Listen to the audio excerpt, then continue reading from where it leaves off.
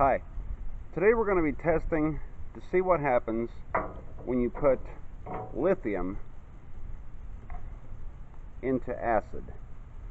Now, a few videos ago I did lithium mixed with water and it completely destroyed my beaker. But acid, of course, is much more powerful than regular water. So we're going to pour some acid into a glass bottle very carefully.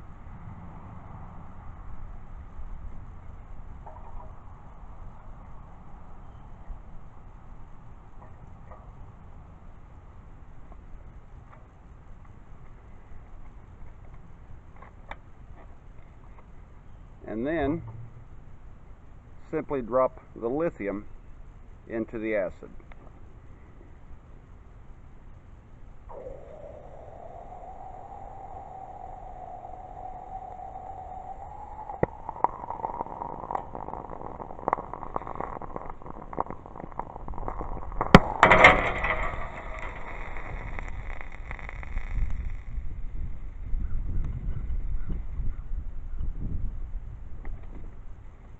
Thanks for watching.